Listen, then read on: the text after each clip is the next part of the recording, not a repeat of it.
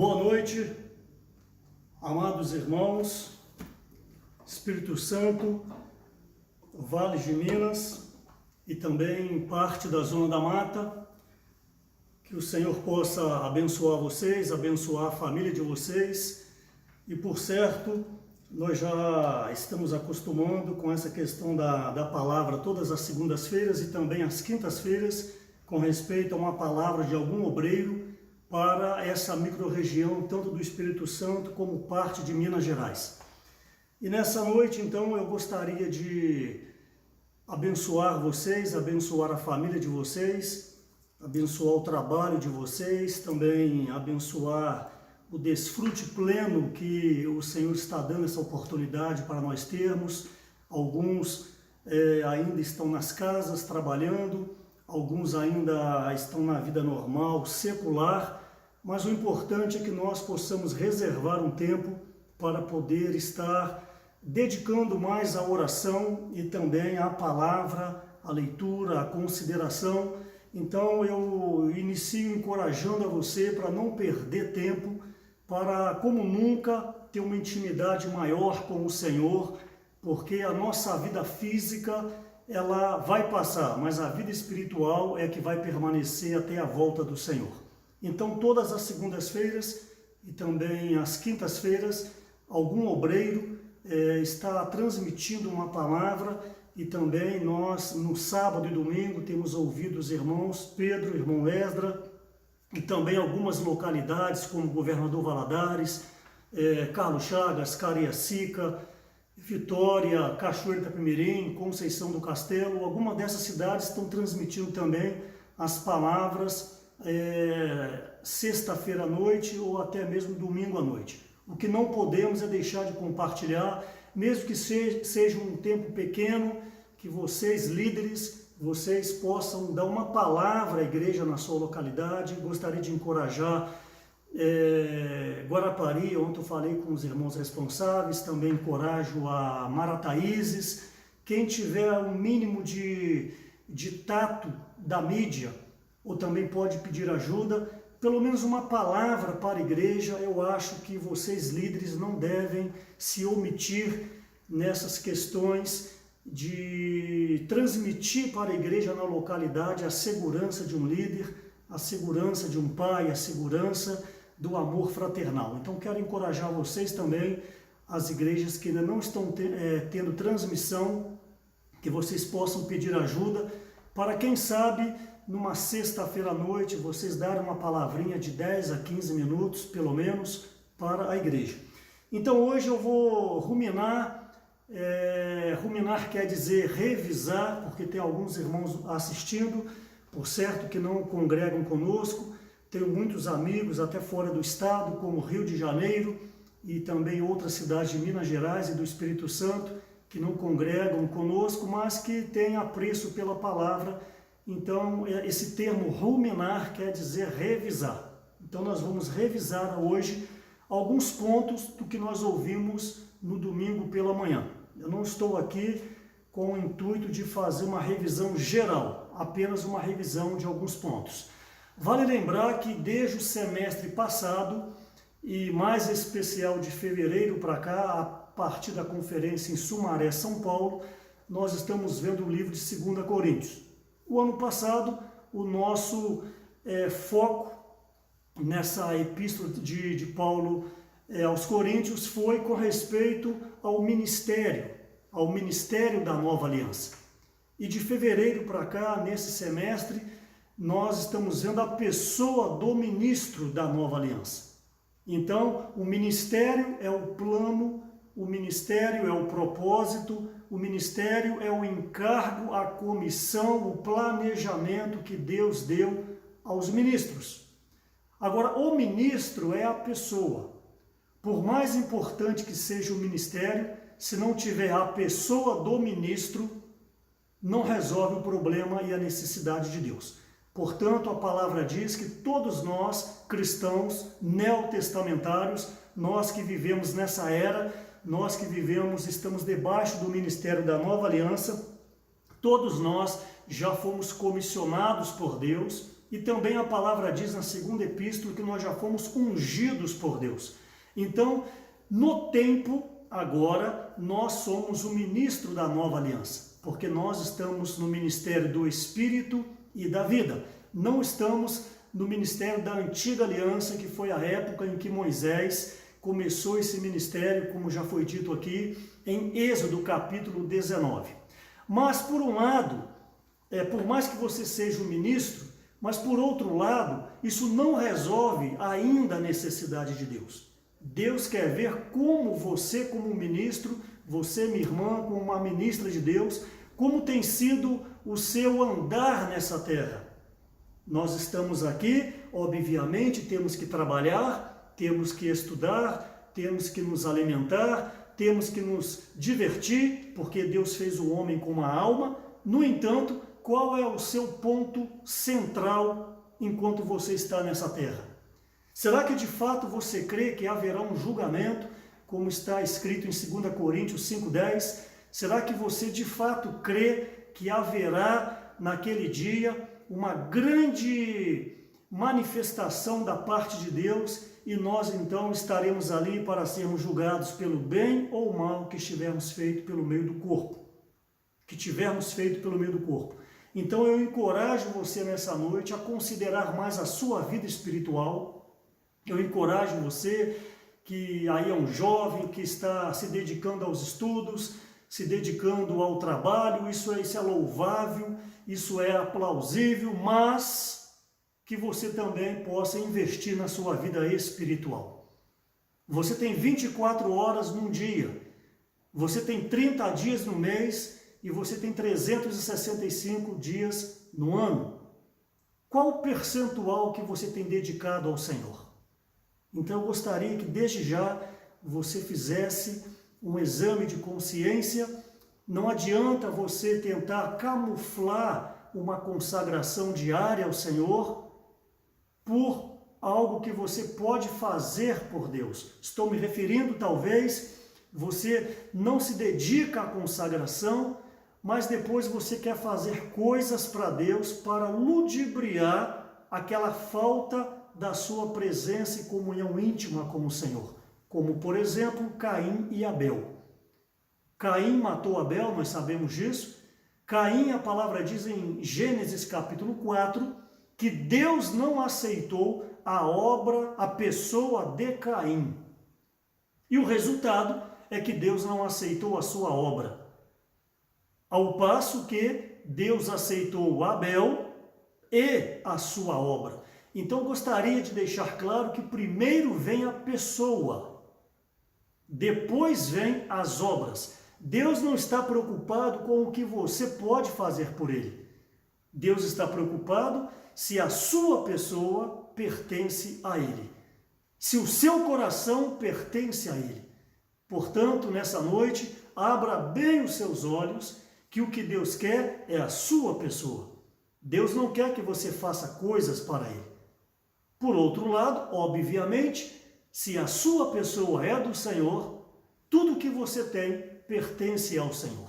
Então, a nossa porção é o Senhor, como está no livro de Lamentações, capítulo 3. Mas a palavra diz em Deuteronômio, capítulo 32, que a porção do Senhor é o seu povo. Então, é muito belo, é muito nobre você falar que Deus é a minha porção, é a sua porção, é a nossa porção. Mas Deus também está falando que nós somos a porção dele. Deuteronômio capítulo 32. Então, isso é uma mão dupla. Nós e Deus, Deus e nós. Por que eu estou dando essa introdução? Porque hoje vamos falar um pouco sobre Hebreus, onde fala que o nosso Senhor Jesus se tornou o sumo sacerdote, segundo a ordem de Melquisedeque, e também ele tem a realeza. É o que nós vimos domingo pela manhã. Ter a realeza refere-se a Jesus ser rei. Então o nosso Senhor é sacerdote e o nosso Senhor é rei. Nós e Deus, Deus e nós. Durante a mensagem, então, vai ficar clara essa questão. Ok, então eu inicio falando com respeito a esse semestre que nós estamos vendo sobre o ministro da nova aliança. E esse ministro, necessariamente, já deu o exemplo, necessariamente, como um presidente, quando ele vai assumir, ele estabelece ministros. Ministro da Saúde, pouco tempo agora mudou, ministro da Justiça, pouco tempo agora também teve a troca, temos o ministro do Turismo, ministro das Cidades e vários outros ministros, ministro da Economia, temos a Casa Civil. Cada uma dessa pessoa, de uma maneira assim bem geral, são pessoas de suma confiança do presidente. E cada um desse ministro, ele tem um ministério nas mãos. Ele precisa então apresentar ao presidente projetos, ele precisa acompanhar essa parte do país para poder desenvolver, tudo visando a população. Isso é na teoria. Passando agora para as questões espirituais. Deus, como o soberano dos reis da terra, ele tem um propósito, ele tem uma economia, ele tem um plano. Para os leigos na Bíblia, isso quer dizer qual é a comissão de Deus para o homem. Nós sabemos que o homem foi criado do pó da terra para um propósito. Eu, infelizmente, não tenho tempo agora para abrir essas questões. Mas você, meu amado irmão, minha amada irmã, convidado, amigo, você não foi criado de uma maneira aleatória para viver aqui 80, 90, 100 anos, morrer e acabou. Não, Deus tem um propósito na sua vida. Se você é um empresário, se você é um profissional liberal, com todo respeito falando, se você trabalha no serviço, no trabalho braçal, se você é um comissionado, se você é um médico, se você é um político, digo com respeito à função, não com respeito pejorativo, não importa onde você esteja, Deus tem um propósito na sua vida. E o raio de ação que você está, se você é uma costureira, se você é uma médica, se você é uma dentista, se você é um pedreiro, Deus tem uma comissão na sua vida. Esse emprego, essa ocupação, esse trabalho é para a subsistência humana, para você suprir as suas necessidades. Mas muito mais do que isso vai além. Deus tem uma comissão na sua vida, que é você expressar o reino de Deus às pessoas, ao seu raio de ação. Por quê? Porque você foi chamado por Deus. Por quê? Porque você é um ministro de Deus. Você é uma ministra de Deus. Portanto, nós devemos andar nessa terra com os olhos nos céus. Nós não podemos perder mais tempo. Nós que cremos no Senhor Jesus, nós cremos na Trindade, o Pai, o Filho e o Espírito Santo, cremos em Jesus, homem que morreu na cruz por nós, derramando o seu sangue, nós precisamos expressar esse Senhor. Então, como um ministro, essa visão panorâmica, esse plano de Deus, esse propósito de Deus, precisa estar claro na nossa mente e no nosso coração. Bom, uma vez que nós temos essa visão panorâmica, nós então podemos agora enxergar o plano macroeconômico de Deus que está revelado no livro de João, capítulos 14 a capítulo 17. Esses capítulos, em toda a Bíblia, em todos os 66 livros, em todos os capítulos e versículos, esses capítulos de 14 a 17 do livro de João, eles abrem para nós toda a economia de Deus, todo o plano eterno de Deus. Por isso que eu encorajo vocês a entrarem nesses versículos. O livro de João é um livro muito e muito profundo, onde, por um lado, a leitura dele é agradável. Por isso que a grande maioria, quando vai indicar a leitura da Bíblia para alguém, fala, começa por João. De fato, é uma leitura muito agradável. Mas, com toda certeza, a maioria, ou todos que leem logo de início, não entende o que está por detrás daquelas letras. Em especial, repito, capítulos 14 a 17, onde revela todo o plano eterno de Deus. Deus deseja a partir deste homem, trabalhar neste homem, para que esse homem nessa terra seja saturado de Deus e esse homem então possa um dia adentrar a glória de Deus. Isso está revelado no livro de João, capítulo 17, versículos 4 e 5. Mas todo o contexto, a partir do capítulo 14, mostra isso para nós. Então, João é um livro muito profundo que nós temos que pedir graças ao Senhor para poder entender essas palavras. E agora nós temos o livro de Hebreus. Por um lado, João, ele abre o plano macroeconômico, ou seja, é como se você pegasse um helicóptero e você então, acima de uma cidade, elevasse a 3.000 pés.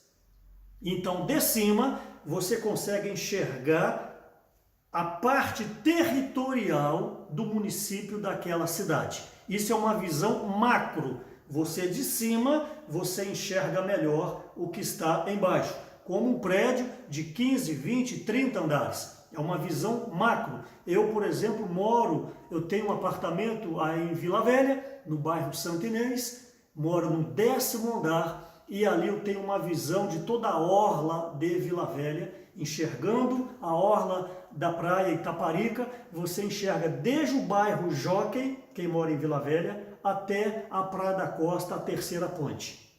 Por quê? É uma visão macro. Por quê? Porque eu estou no 10º andar. Mas se eu estivesse no 1º andar, não daria para mim ter essa visão. Então João 14, 15, 16 e 17 lhe dá uma visão macro do plano eterno de Deus. Porém, não adianta você ter uma visão apenas macro. Como também um exemplo que eu gosto de dar é você pegar uma planta. Eu não tenho em mãos aqui uma planta, mas quando você pega uma planta de uma casa, você quer fazer uma casa, você vai construir um apartamento, você então pega a planta e você olha e você vê a cozinha, a área de serviço, o banheiro, você vê a área social. É muito bela aquela planta. Você começa então a viajar, você começa então a imaginar-se dentro daquele ambiente. Essa planta é a visão macro. Ela é agradável, mas ela não é prática. Quando você estiver com fome, não adianta você olhar aquela cozinha na planta. Você precisa de uma cozinha física. Quando você estiver cansado, não adianta você olhar aquele quarto na planta. Você precisa de um quarto físico. Aí entra o livro de Hebreus. Jesus é o Senhor. O livro de Hebreus, ele mostra para nós a visão micro do plano eterno de Deus, uma visão micro da economia de Deus. Quando eu digo visão micro, isso não é em questão de importância. De repente você acha, porque a palavra macro quer dizer mais e micro quer dizer menos, de repente você imagina então que essa visão macro é superior à visão micro. Essas duas visões fazem parte de um todo. É uma única coisa. João dá a visão macro, como que vai ser a eternidade? Como que vai ser o caminho do homem até ser inserido em Deus? Como capítulo 17, como eu disse, versículos 4 e 5. É uma visão macro. Mas Hebreus mostra para você os trâmites, o caminho, a maneira que você precisa viver hoje para adentrar na realidade de João 14 a 17. Então a planta da casa está nas suas mãos. Ok, mas agora já temos a visão, sabemos como vai ficar, eu preciso então agora de contratar uma empresa, eu preciso agora de um mestre de obra, eu preciso de um pedreiro, eu preciso das ferramentas, a pá, a enxada, o enxadão, a colher, eu preciso dos itens, os materiais, o cimento, os vergalhões, as lajotas, o cal. Então, isso que Hebreus mostra para nós como cristãos neotestamentários, como ministro de uma nova aliança. Então você precisa adentrar o livro de Hebreus. E o livro de Hebreus, ele é muito profundo, como o próprio escritor que julga-se ser Paulo fala que ele tem muitas coisas para nos dizer, mas nós ainda somos crianças, precisamos ainda de leite espiritual, que nós não conseguimos ainda comer comida sólida.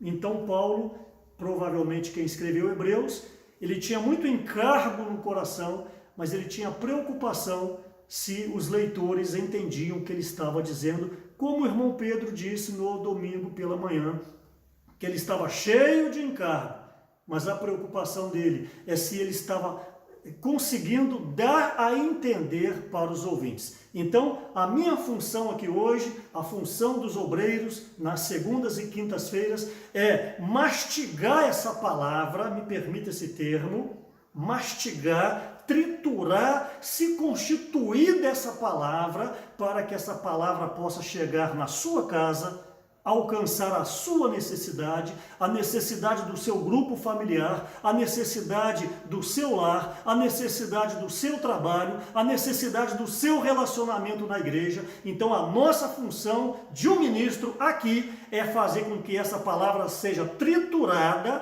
para que ela possa então ser absorvida nos corações de todos vocês. Então a nossa função não é fácil.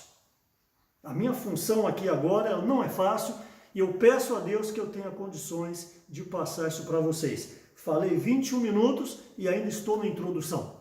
Ok, então toda essa visão nós precisamos ganhar aqui no livro de Hebreus. Bom, o livro de Hebreus, ele é levado adiante por meio dessa visão micro a partir de Jesus ressuscitado. Os evangelhos, Mateus, Marcos, Lucas e João, dão detalhes, em especial, Mateus, Marcos e Lucas, em especial esses três, eles mostram Jesus homem vivendo nessa terra por cerca de 33 anos. São 3 biografias, se é que podemos dizer assim, de Jesus homem, filho de Maria. Já o livro de João aborda Jesus como Deus. Mateus aborda Jesus como rei, Lucas aborda Jesus como homem, Marcos aborda Jesus como um servo, como um escravo. Vocês veem que tem muitas vertentes que eu não tenho condições aqui de entrar nesses pormenores, mas João, ele mostra Jesus como Deus. Por isso que o capítulo 1, versículo 1, no princípio era o verbo. E o verbo estava com Deus, e o verbo era Deus. Então João mostra para nós Jesus num aspecto de Deus. Hebreus toma essa linha. Hebreus refere-se ali aos feitos de Jesus, obviamente na carne, mas foca Jesus quando ele ressuscita. Por isso então que nós focaremos hoje com respeito ao sacerdócio de Cristo e em especial a realeza do Senhor. Nós sabemos que o nosso Senhor, ele desceu dos céus, saiu da sua glória, porque ele é o próprio Deus, é o Pai, é o Filho e é o Espírito Santo, mas por causa de uma humanidade pecadora, quando Adão e Eva caíram, Romanos capítulo 5, versículo 12, Hebreus capítulo 6, versículo 23, fala que por um só entrou a morte, logo todos morreram. Por um só entrou o pecado, logo todos pecaram. E também no capítulo 6, 23, fala que o salário do pecado é a morte. Então, como toda a humanidade estava no pecado, Deus, então, ele mesmo precisaria vir a essa terra para salvar o homem. Então, em Mateus capítulo 1, versículo 18, o Espírito Santo, ele entra numa virgem chamada Maria.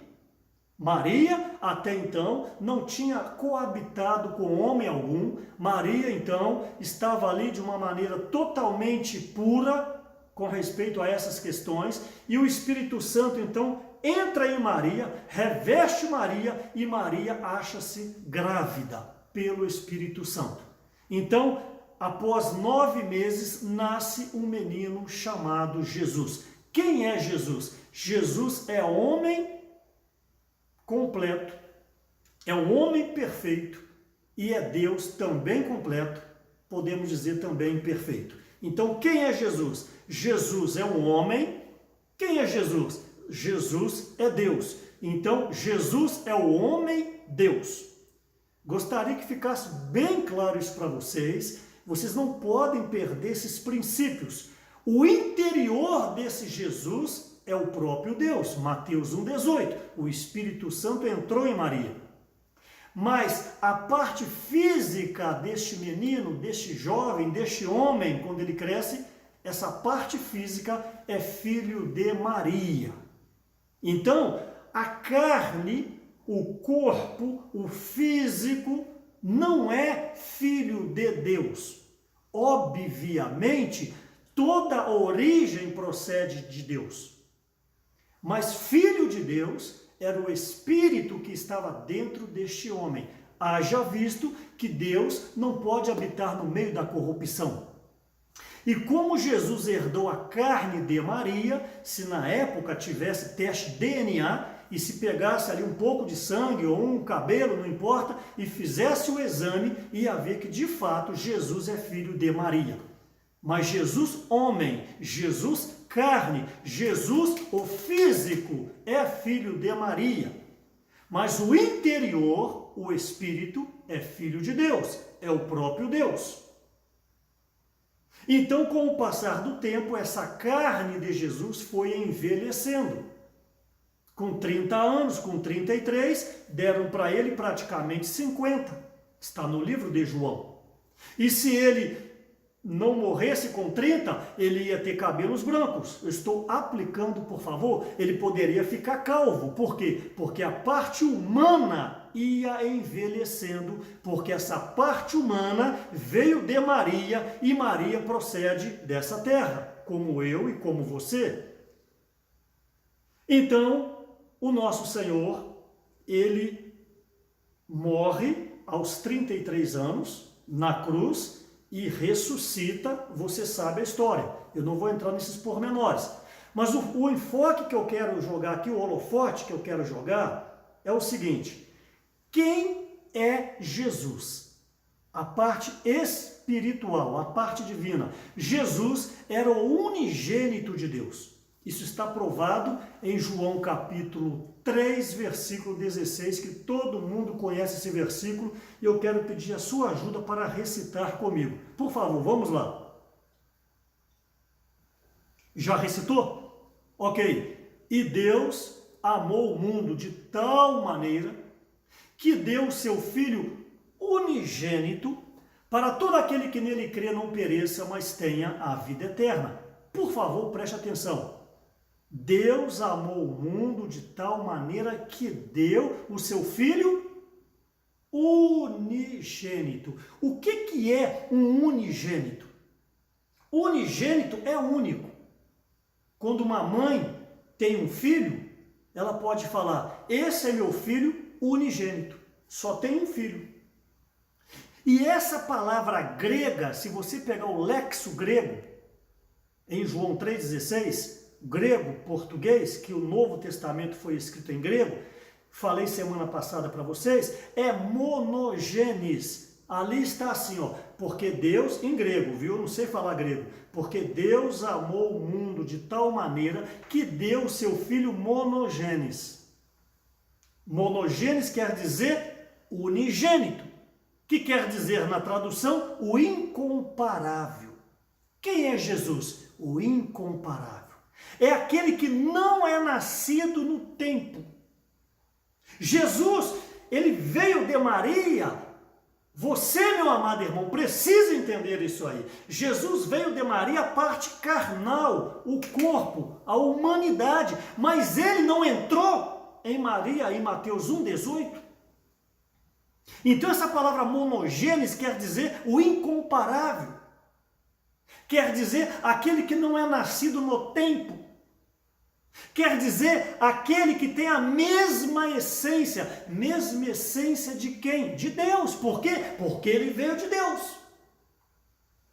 Então, unigênito no grego é monogênes. João 3,16. Quem é Jesus? Jesus é o unigênito do Pai. Mas em Colossenses capítulo 1, versículo 15, falei isso semana passada, fala que ele é o primogênito. Ora, como que pode? Ele é unigênito ou ele é primogênito? Sim, da parte de Deus, ele é o unigênito.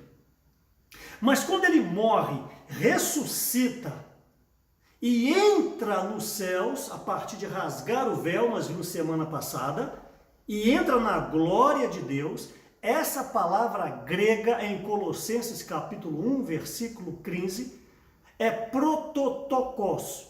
Eu falei semana passada para vocês também. Prototokos. Prototokos quer dizer o quê? Quer dizer o que tem preeminência. Quer dizer o primeiro em série. Ou seja, Jesus se tornou um protótipo de vários que viriam após ele. Então, de unigênito do Pai, entra na humanidade, morre, ressuscita, adentra os céus, pela primeira vez há um homem nos céus, e então ele agora é o primeiro de muitos. O que quer dizer isso? Ele abriu um novo e vivo caminho para todos nós que cremos no seu nome. Jesus é o Senhor. Você está alegre? Mas não fique tão alegre. Você tem direito para seguir esse caminho. Ok. Você tem a vida de Deus. Você foi batizado. Você é um regenerado. Você invoca o nome do Senhor, mas precisa agora de algo. Carne e sangue não podem herdar o reino de Deus. Então, para você seguir esse caminho de Jesus, do Rei Jesus, você precisa ter uma vida consagrada. Aí entra a vida da igreja. Aí entra o porquê que nós estamos nessa terra hoje. Uns com 40 anos, uns com 18, uns com 63, uns com 81, outros com 24. A sua vida o seu viver vai definir se você entra ou não após Jesus. Lembre-se de Mateus capítulo 7, nem todos que disserem, Senhor, Senhor, entrarão no reino dos céus. Não adianta você ser um batizado, não adianta você ir no culto e na reunião, para alguns que estão nos ouvindo, ir na missa, não adianta. Isso faz parte. Mas não é o resultado final. Você precisa ter uma vida consagrada, uma vida santificada, uma vida que busca a luz do Senhor, uma vida que busca a palavra da verdade, uma vida de busca de oração, de busca de leitura, de negar a si mesmo, uma vida esvaziada, humilde e simples. Como diz Lucas capítulo 9, versículo 23, é dia a dia. Portanto, meus amados irmãos, minhas amadas irmãs, é dia a dia para entrar no reino de Deus. Então, Jesus, de unigênito, se tornou primogênito, aquele que é o primeiro em série. Essa palavra grega, ela é maravilhosa. Primogênito, obviamente, de uma maneira bem rasteira, é o que veio primeiro. É o primogênito, não está errado. Mas o primogênito, numa visão geral, não necessariamente quer dizer o que veio primeiro. Antes, primogênito é aquele a quem foi dada essa honra. Por exemplo, se você pegar o livro de Êxodo, capítulo 4, eu não vou ler, você pode anotar, Êxodo, capítulo 4, versículo 22, ali fala, por boca de Deus, falando ali por meio de Moisés, amando de Deus, Israel é meu primogênito. Êxodo capítulo 4, versículo 22. Ora, Israel não foi o primeiro povo. Antes de Israel, havia muitos e muitos e muitos povos. os acádios, os próprios egípcios, todo esse povo, eles vieram antes do povo judeu. Os sumérios é um dos povos mais antigos que tem registro. Por que então que em Êxodo 4:22 fala que Israel é o meu primogênito? Então você observa que não necessariamente primogênito é o que veio primeiro. Sim, ao pé da letra, o primogênito é o primeiro. Mas primogênito na visão bíblica é aquele a quem Deus deu a honra. Então, Deus deu essa honra para os judeus. Repito, os egípcios eram mais antigos, os sumérios, os acádios eram povos com milênios antes de Israel. Também, se você pegar o livro de Salmo 89, versículo 27, Salmos 89, 27, ali fala que Davi é o primogênito. Mas Davi foi o 8º filho de Jessé. Mas a quem Deus deu a honra na casa de Jessé? Foi Davi. Lembra que em 1 Samuel, quando Samuel foi à casa de Jessé para ungir um rei no lugar de Saul, passou o primeiro filho, passou o segundo, passaram todos eles, e Deus falou, ainda não são esses. Então, aquilo inculcou Samuel. Samuel falou, ô Jessé, acabaram os seus filhos? A Jessé falou, não, tenho mais moço, não, então ninguém vai jantar aqui sem ele na presença da mesa, ele presente na mesa. Então, quando ele chega, o Espírito Santo fala, é este. Então, Samuel ungiu Davi. Então, Salmos 89, 27, fala que Davi é o primogênito. Mas Davi era o primogênito? Literalmente falando, não. Então, primogênito é aquele que recebeu uma honra. Quem é você, meu amado irmão? Você é o primogênito de Deus. Jesus é o Senhor. Por quê? Porque você tem a primogenitura. Claro que você não é o primogênito porque é o primeiro. O primogênito é o Senhor Jesus. Eu falei agora, mas por você ter o direito à primogenitura, que é a vida da igreja, que é o Espírito Santo dado a você, que é o viver normal da igreja dado a você, que é a nossa família da fé dada a você, a irmandade, você tem que se considerar nessa noite, meu irmão, minha irmã, um primogênito de Deus, e o primogênito é aquele a quem dá honra. Você precisa ser agradecido a Deus todos os dias. Obrigado, Senhor Jesus, por tal honra de poder servir ao Senhor. Sim, meus irmãos, quando olhamos para a esquerda ou para a direita, os problemas estão aí. Problema no trabalho, problema com dívida, problema com o esposo, problema com a esposa, problema com o filho, problema com o vizinho, mas você tem a primogenitura. E o Senhor, quando lhe chamou, não lhe prometeu um mar de rosas. Quando o Senhor te chamou, Ele não disse que você não teria problema. Por isso que essas visões, esses programas de televisão que diz pare de sofrer, isso é bobagem, isso é mentira, isso é heresia. A palavra diz por boca de Paulo em Filipenses, foi dado a nós a graça de padecermos com Cristo. E não somente de crer nele. Então, quando você crê em Jesus, o vitupério de Jesus também vem sobre você. Por isso que ele diz, no mundo passais por aflições. Mas tendes bom ânimo, falem comigo, mas tendes bom ânimo, falem comigo, mas tendes bom ânimo. Porque eu venci o mundo.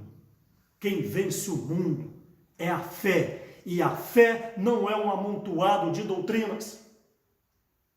A fé é o desfrute pleno do Senhor Jesus diariamente, por meio da oração, por meio da palavra e por meio da interação, por meio da comunhão com os nossos irmãos. Não adianta, meu amado irmão, você falar que vive a vida da igreja em casa. Eu não me refiro a esse período de pandemia. Eu me refiro à vida normal da igreja. Você tem que amar as reuniões. Você tem que amar estar com os irmãos, porque é a sua família. Então, nós vemos aqui que o nosso Senhor Jesus, ele dá a primogenitura como honra para as pessoas. Ok? Jesus foi feito primogênito, como eu falei há pouco, na ressurreição. Eu gostaria que vocês lessem comigo Romanos, capítulo 8, versículo 29. Estou dizendo que Jesus se tornou primogênito. A minha maneira de falar a palavra é focar bastante nos pontos, porque eu preciso que você absorva. Depois do final de uma mensagem dessa, você tem que ter em mãos, no aspecto espiritual, você tem que ter em mãos pelo menos uns 10 pontos para você ruminar. Não pode acabar uma mensagem e alguém perguntar, fala alguma coisa, e você não tem nada para falar. Você tem que ir juntando os pontos que estão sendo falados aqui. Para falar uma mensagem dessa é muita oração, é muito labor, é muita dependência do Senhor, é clamar, Senhor, o que eu devo falar para a micro-região do Espírito Santo e parte de Minas. Não é uma palavra qualquer que está sendo falada aqui. É uma palavra para dar direção à sua igreja, para dar direção à sua família, para dar direção a você pessoalmente no desfrute de Cristo. Então, de unigênito do Pai, o único, ele se torna o primogênito, o primeiro de uma série, por amor ao homem. Então, em Romanos capítulo 8, versículo 29, por favor, preste atenção, diz, porquanto, ao que de antemão conheceu, também os predestinou para serem conformes à imagem de seu Filho, a fim de que seja o primogênito entre muitos irmãos. Aleluia! Você não está alegre com isso? O primogênito entre muitos irmãos. E esses irmãos, obviamente, você faz parte. Quando foi então que Jesus se tornou de unigênito para o primogênito? Quando ele introduziu aos céus por meio da ressurreição. Vimos isso em mensagens passadas e eu não vou e não posso gastar tempo sobre isso agora. O Senhor Jesus, quando ele ultrapassou o véu, quando ele adentrou os céus, isso diz respeito que ele entrou em outra dimensão. Ele voltou à dimensão da qual ele havia vindo. Você consegue compreender isso? Eu não disse que Mateus 1,18, o Espírito Santo, ou seja, o Filho, a parte da Trindade, sai da outra dimensão, porque Deus é Espírito, João 4,24, 2 Coríntios 3,17. Deus é Espírito, então esse Jesus, a parte da Trindade, o Filho, Jesus sai. Irmãos, eu estou muito assim, impulsionado com essa palavra. Como que eu gostaria que vocês entendessem e tocassem o que está dentro de mim para passar essa palavra? Porque isso é algo grandioso. Então esse Deus sai da dimensão dele, entra no tempo em Maria. Então você não pode ficar me falando por aí que Maria é mãe de Deus. Maria é mãe de Jesus, homem. Embolei a sua cabeça? Não, né? Maria não é mãe de Deus. Se você me diz que ela é mãe de Deus, então foi ela que criou Deus. E eu estou mostrando para vocês que Deus, no Filho, sai da sua dimensão, entra no tempo em Maria, e Maria dá luz a um homem, um filho, né? Um homem Jesus. Jesus é filho de Maria, ok? Mas abra Jesus, por favor, permitam falar assim, abra Jesus. Opa, o Espírito, esse Espírito que é Deus. Esse Espírito veio de outra dimensão. Então agora, por causa da obra redentora na cruz, um viver ilibado, 33 anos e meio, Jesus então morre e Deus o ressuscita, Deus ressuscitou Jesus, e Jesus então volta para a dimensão original dele. Está claro isso? Então quando ele ultrapassou o véu, Jesus então entrou na outra dimensão. por que ele precisou então ser glorificado em João 17, versículo 5, se ele já era o próprio Deus? Ele precisou ser glorificado porque ele estava agora revestido da humanidade nascida de Maria. Então, por ele ter vivido uma vida sem pecado, o seu corpo, após a ressurreição, foi transfigurado e ele então adentra os céus e foi glorificado. Quem que foi glorificado? A parte de Maria, a parte nascida de Maria, que já estava no corpo transfigurado da ressurreição. Por isso que ele precisou ser glorificado, porque agora ele leva aos céus a humanidade, porque antes ele era só o Espírito. Está claro isso? Essa palavra precisa chegar no seu grupo familiar, você precisa tatear essa palavra é muito profunda. Então Jesus foi glorificado porque ele levava com ele o elemento da humanidade, ok? Quando Jesus, falei 46 minutos, quando Jesus rompeu o véu, esse véu, para você, meu irmão, que não tem tanta habilidade com a Bíblia, esse véu é uma tipologia. Quando Jesus estava crucificado em João 19:34, um soldado perfurou o seu lado, saiu sangue e água. Não vou detalhar isso agora. A palavra diz que quando ele foi perfurado, o véu do santuário, eu tenho um véu aqui, eu tenho aqui uma cortina, inclusive foi a minha amada prima Cleonice que fez essa cortina, fazendo a propaganda para ela. O véu do santuário, ele foi rasgado de cima a baixo.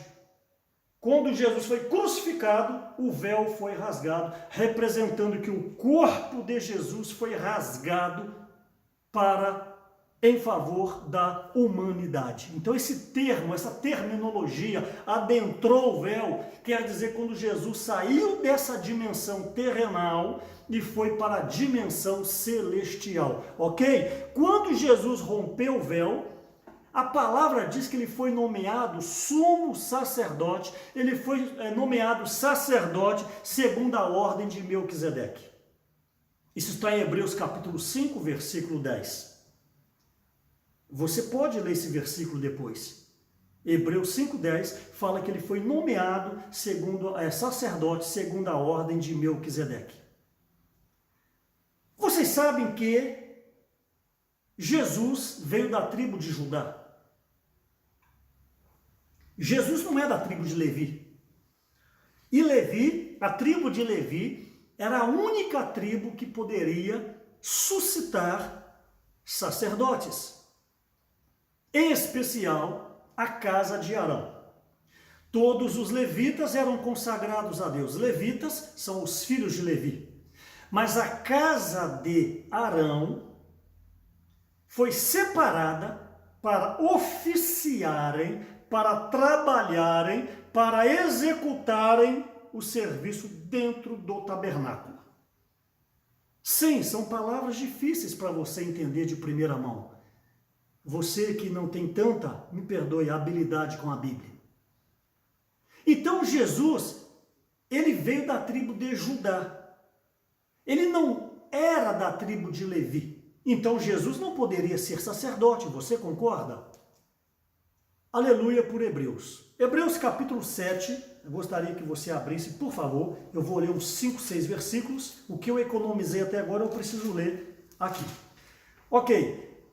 Hebreus capítulo 7, eu vou ler a partir do versículo 1. Deixa eu levar minha Bíblia aqui. Ok. Hebreus capítulo 7, versículo 1. Eu disse que Jesus, ao adentrar os céus, se tornou sacerdote segundo a ordem de Melquisedeque. Porque este Melquisedeque, rei de Salém, sacerdote do Deus Altíssimo, que saiu ao encontro de Abraão quando voltava da matança dos reis e o abençoou. Está em Gênesis 14 isso. Para o qual também Abraão separou o dízimo de tudo. Primeiramente se interpreta rei de justiça, depois também é rei de Salém, ou seja, rei de paz. olha sobre Melquisedeque, sem pai, sem mãe, sem genealogia. Existe algum ser humano sem pai, sem mãe, sem genealogia? Não. Então aqui, desde o primeiro livro da Bíblia, Gênesis capítulo 14, já era uma figura de Cristo. Por isso que ao ler a Bíblia, seus 31.102 versículos, seus 1.189 capítulos, você precisa ter uma visão panorâmica da Bíblia. Senão você não vai entender a Bíblia. Obviamente, isso não é de um dia para o outro. Eu particularmente leio a Bíblia tem 28 anos, é uma vida. Mas nunca é tarde para começar. Peça um estudo bíblico. Peça alguém para te ajudar. Peça alguma irmã para poder fazer uma visita a você, minha irmã, tomar um chazinho da tarde, tomar um cafezinho com um bolinho de fubá, saindo na hora. Chama essa irmã para orar com você e te ensinar a Bíblia. Sem pai, sem mãe, sem genealogia, que não teve princípios de dias, nem fim de existência. Existe algum homem assim, gente? Não. Então aqui está se referindo ao próprio Senhor Jesus. Agora está começando a ficar claro por que era sacerdote segundo a ordem de Melquisedeque. Não era segundo a ordem de Arão. Porque o sumo sacerdote no Antigo Testamento era Arão.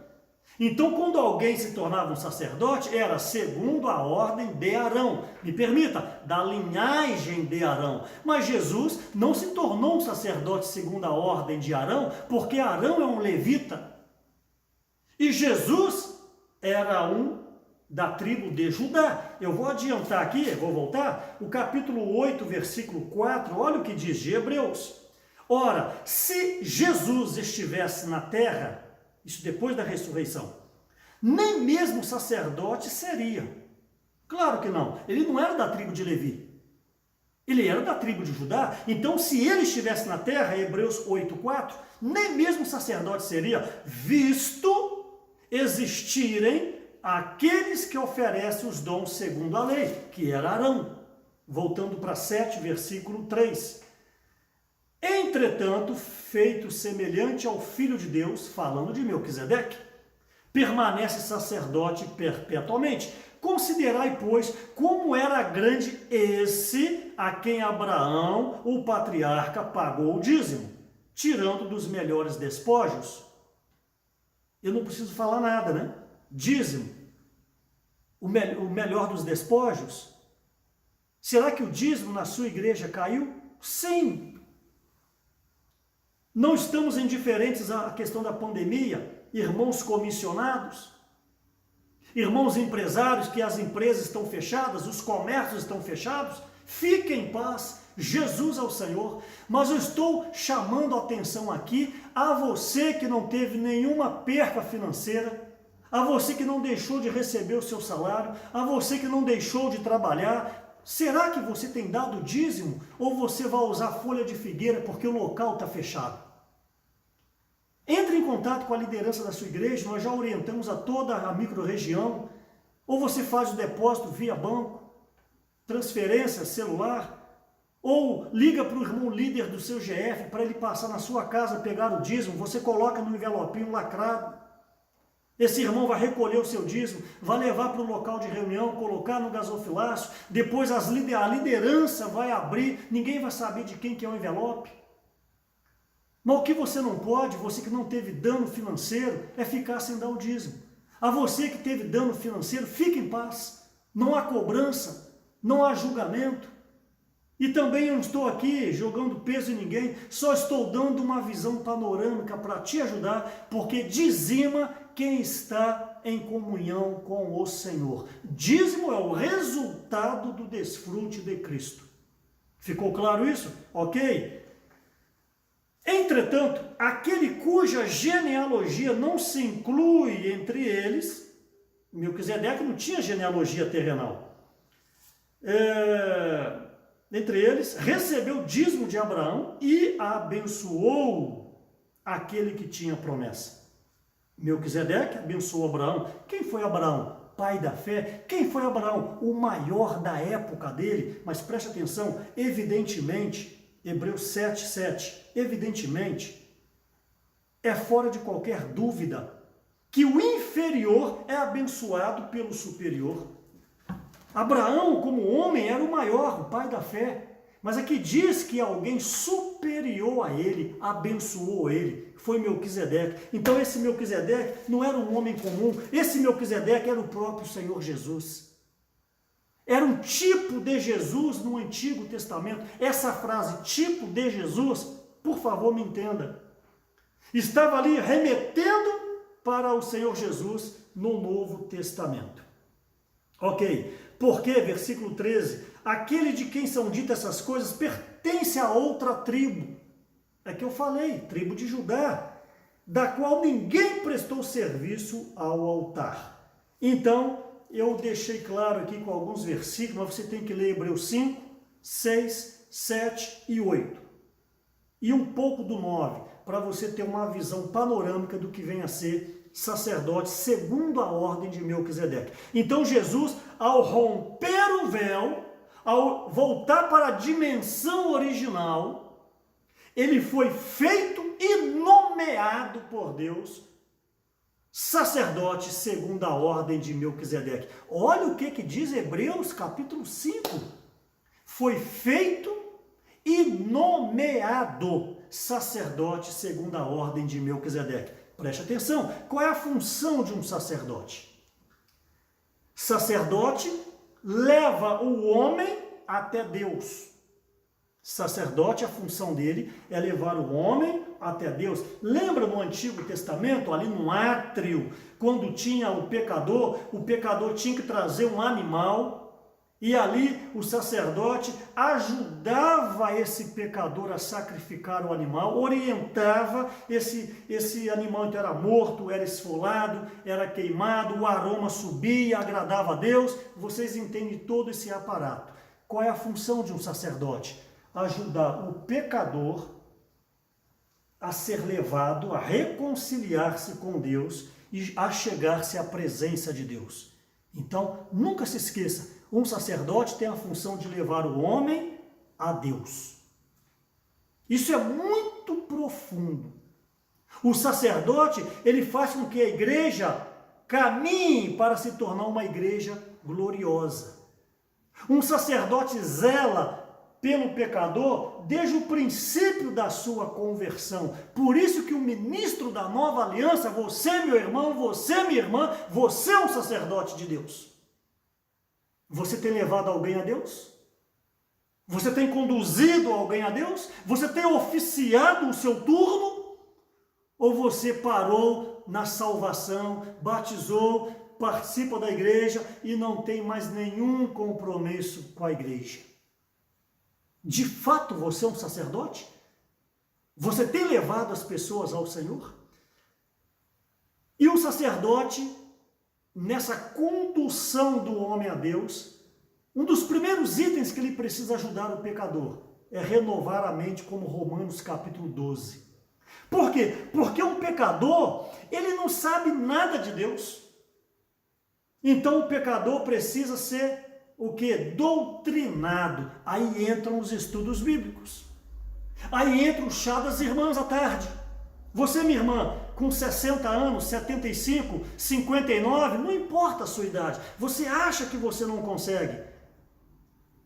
Mas se você tem um dom de abrir a casa, se você sabe fazer um bolinho de fubá, um bolinho de banana, é bem verdade que eu não estou comendo, faça, abra sua casa e chama uma outra irmã ou duas irmãs e chama a sua vizinha e você convida para um chá. Ali é uma arapuca santa.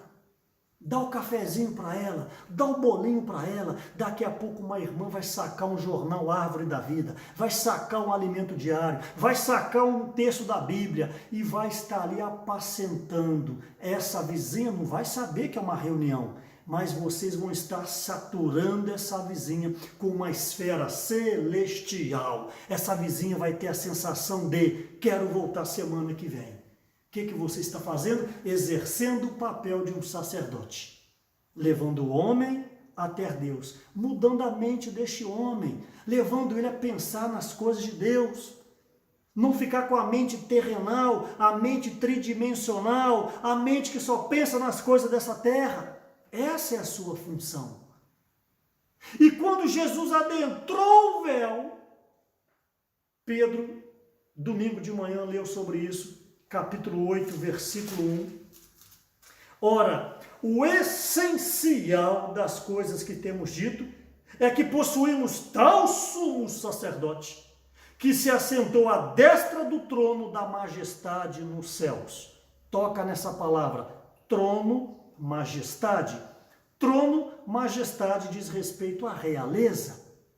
Então, ao adentrar os céus, o Senhor foi feito e nomeado um sumo sacerdote, ok? Essa é a parte que já falamos, que é levar o homem a Deus. Mas Jesus também se tornou rei, trono, realeza. Por isso que foi falado na mensagem a realeza de Cristo. Jesus, ao ultrapassar o véu, voltar para a sua dimensão, ele foi feito Senhor, ele foi feito Rei, ele reina, porque ele é da tribo de Judá, Gênesis 49, e da tribo de Judá é de onde saem os reis.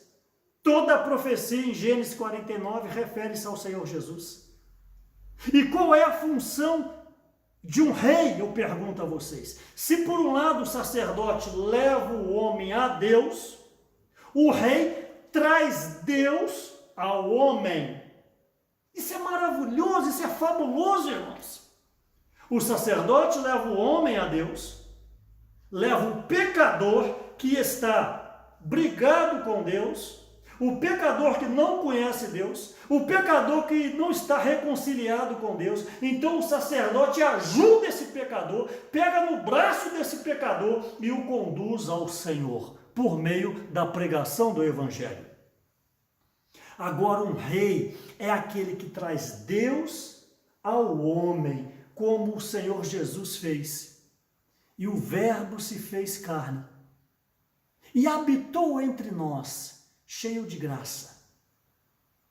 Quem é Jesus? O rei. O que ele fez? Trouxe Deus aos homens. Ele trouxe Deus à presença do homem. Eu posso fazer um paralelo ao Evangelho da Graça e ao Evangelho do Reino, se você me permitir. O sacerdote diz respeito ao Evangelho da Graça. O que é o Evangelho da Graça? É conduzir o homem, o pecador, a Deus. E o que é o Evangelho do Reino? É trazer este Deus à presença do homem, para que o homem possa fitar a presença de Deus, para que o homem possa contemplar o Espírito Santo por meio de Jesus, e este homem então ter fôlego, visão, encargo e disposição de marchar para o reino. Aleluia! Isso é fabuloso demais. Então, nessa visão, nós podemos ver Apocalipse capítulo 17, para confirmar que Jesus foi feito rei ao adentrar o véu.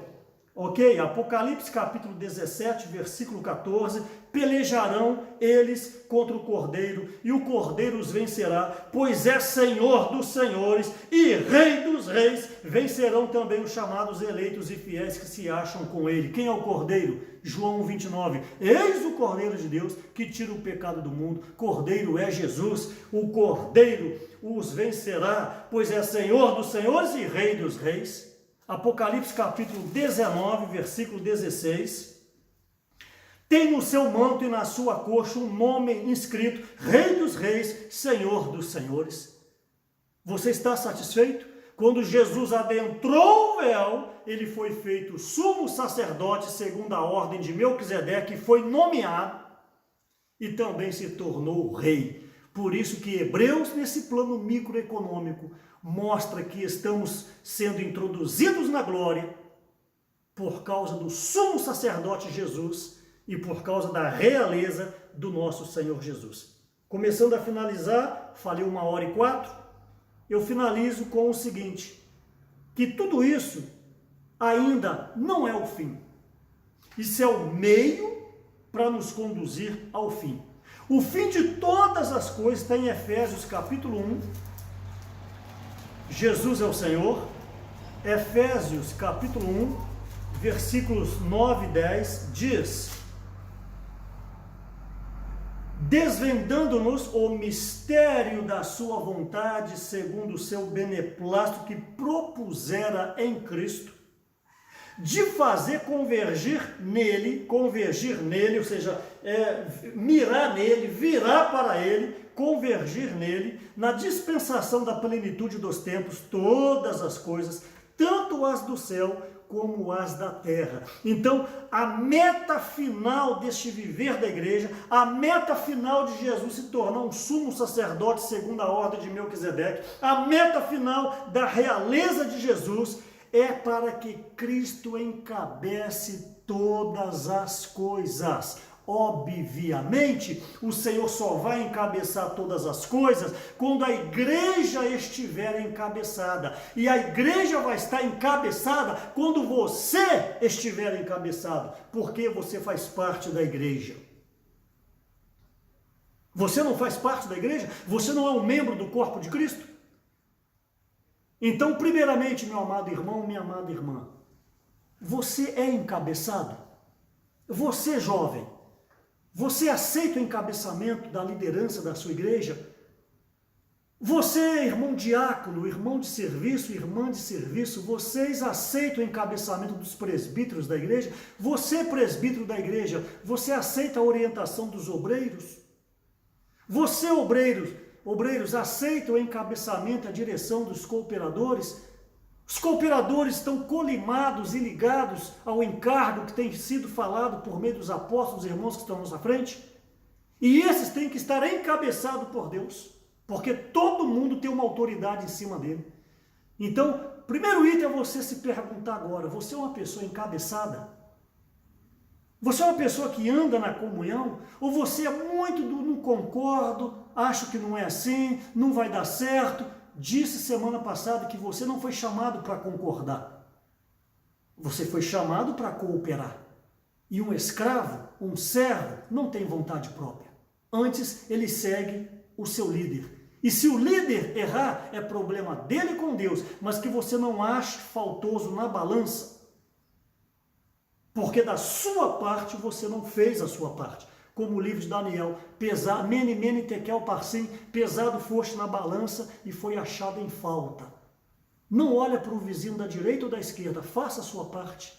Seja simples na igreja, sirva na igreja, deixa de ser mental na igreja, deixa de ser complicada, minha irmã, você é muito complicada.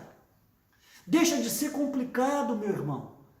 Ano entra, ano sai, 10, 15 anos, e você é o mesmo irmão complicado. Não é um com leitura de livro, não é um com labor da mensagem, não é um com reunião de oração, grupo familiar você não participa. O que é isso? Uma pessoa desencabeçada. Eu quero te ajudar nessa noite. Você pode dar 1 milhão de dízimo, você pode se vestir bem, você pode falar bem, mas você está em falta na balança. Porque lhe falta os princípios elementares da obediência de uma liderança, como diz Hebreus capítulo 13, versículos 7 e 17. Essa palavra precisa te alcançar nessa noite. Deixa de ser complicado. Seja um com a igreja. Então nós vemos aqui que Cristo precisa encabeçar você primeiro, depois Cristo precisa encabeçar a igreja, e depois Cristo encabeçará todas as coisas nos céus e na terra. Isso é um ponto muito importante que foi falado para nós no domingo pela manhã. E esse encabeçamento de Cristo será por meio do Espírito. E esse Espírito, quando você lê o livro de João, capítulo 7, ali fala que o Espírito Santo ainda não fora dado. Você não compreende essa passagem. Algumas traduções dizem que o Espírito Santo ainda não era. O que vem a ser essa palavra se Jesus, em Mateus 1,18, o Espírito Santo entrou em Maria? Se é o Espírito Santo, como que João fala que o Espírito Santo ainda não era? Repito, você que é leigo na Bíblia, você que é novato, não é fácil de entender isso.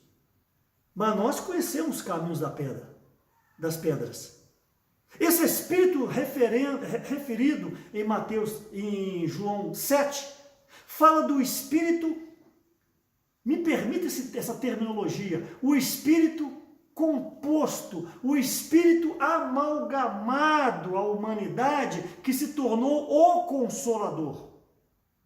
Jesus disse para os discípulos antes de morrer, antes de ir à cruz, é necessário que eu vá para que o Consolador venha. Se eu não for, ele não vem. Então, Jesus morreu como homem, adentrou a glória, foi glorificado como um homem Deus. Quando ele volta com toda a experiência do Espírito de Deus, o Espírito de Jeová, o Espírito Santo, o Espírito de Jesus, o Espírito de Cristo, o Espírito de Jesus Cristo, se transformando então em o Espírito.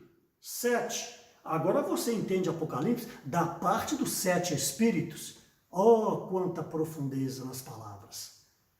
O Espírito de 2 Coríntios, capítulo 3, versículo 17, é um Espírito que contém toda a experiência do homem Jesus, do seu nascimento, da sua encarnação, o seu nascimento, o seu viver humano, a sua morte, a sua ressurreição e a sua ascensão. O Espírito Santo em Mateus 1,18, quando entrou em Maria, abro aspas, não tinha essa experiência da encarnação de João 1,14. Mas agora o Espírito de 2 Coríntios 3,17 tem toda essa constituição do viver humano de Jesus até a sua ascensão e amalgamada ao Espírito Santo. Isso está claro para nós no livro de Êxodo, capítulo 30. Que eu gostaria que você lesse depois, do versículos 22 ao 25. Ali fala como que era feito o óleo da unção, o unguento. Ali fala de 4 especiarias. Ali fala do... Vamos ler. Êxodo capítulo 30. Ali fala da mirra. Ali fala do cinamomo e o cálamo. E ali fala da cássia. Então, mirra, cinamomo, cálamo, cássia. E o 5º item fala do óleo da oliveira. 1 hin é uma medida. Aí você pega aqui em Êxodo, capítulo 30, o versículo 22, olha o que diz: disse mais o Senhor a Moisés, tu, pois, toma das mais excelentes especiarias, preste atenção, de mirra 500 ciclos. Não vou me deter à leitura, vou me deter aqui aos números. Mirra, 500. Cinamomo, a saber a metade, 250. E cálamo, a saber a metade, 250. Então, mirra, 500. Cinamomo, 250. Cálamo, 250. Que dá 500. E cássia, 500. Então, Pai, Filho e Espírito Santo. O Pai, medida de 500. O Filho, 2 de 250, que dá 500. E o Espírito, 500. A Trindade, Deus é um só. 500, 500 e 500. Pai, Filho e Espírito Santo. Mas por que na medida do meio tem 2 de 250? Quem foi partido por você na cruz? Foi o Pai? Deus é Espírito, jamais você viu a Deus. Foi o Espírito Santo? Não. Quem foi partido por você na cruz? Jesus. Jesus é o Senhor. A Bíblia é muito perfeita, justamente na medida do Filho, é que tinha 250 e 250, perfazendo 500, porque ele faz parte da Trindade, mas 2 medidas dizendo que ele foi partido por nós. Lembra do véu que rasgou de cima a baixo? Lembra que ele entrou pelo novo e vivo caminho, pelo véu, isto é, pela sua carne? É o que eu estou dizendo, não se lê a Bíblia um capítulo isolado.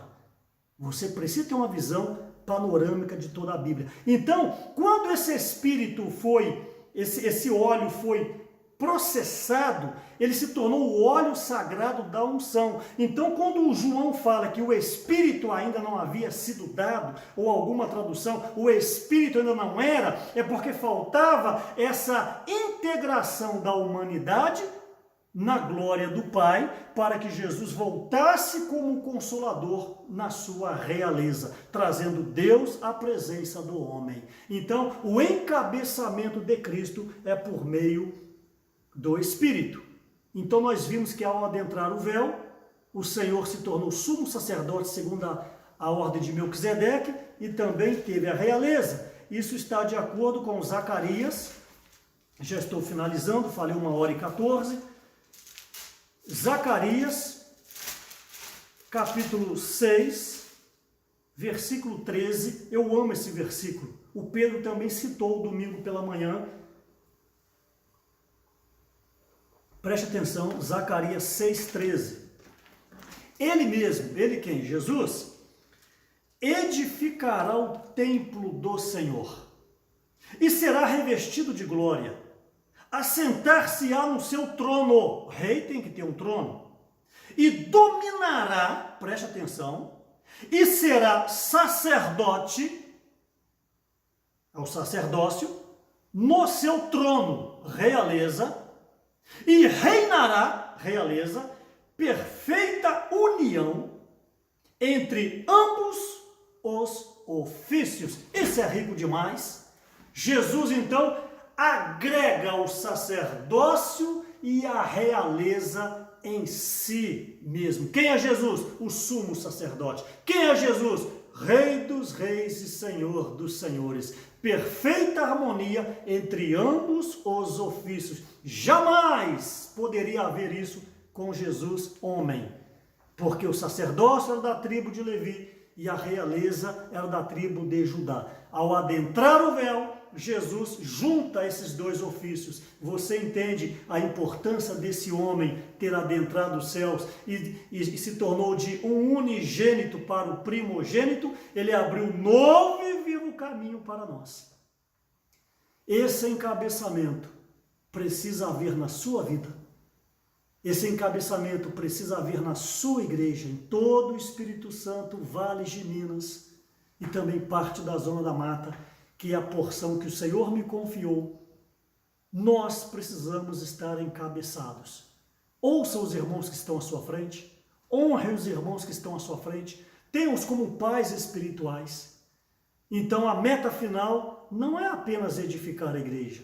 A meta final é a partir da igreja edificada.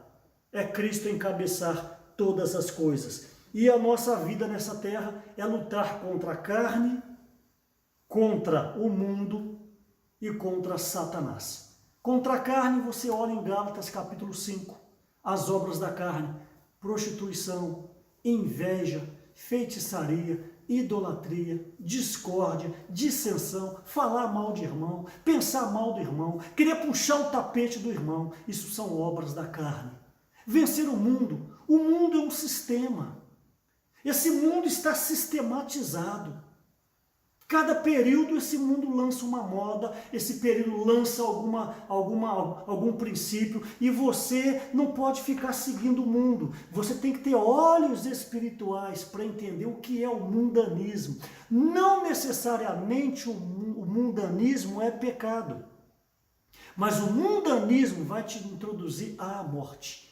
E a morte ela é silenciosa, a morte é sorrateira. Quando você abrir os olhos, ela já tomou o seu coração e tomou a sua mente. E por fim, vencer Satanás. Como que vence Satanás? A nossa fé. E se você está com a fé pequena, peça a Deus. Peça e Ele lhe dará. Jesus é o Senhor, que o Senhor possa abençoar vocês, abençoar a família de vocês. Já falei, repito, amo demais vocês, cada um dos irmãos, cada uma das famílias. Meu coração está com você aí. E não vejo a hora de voltar a visitar, apertar sua mão, a te dar um abraço e nós desfrutarmos juntos o nosso Senhor.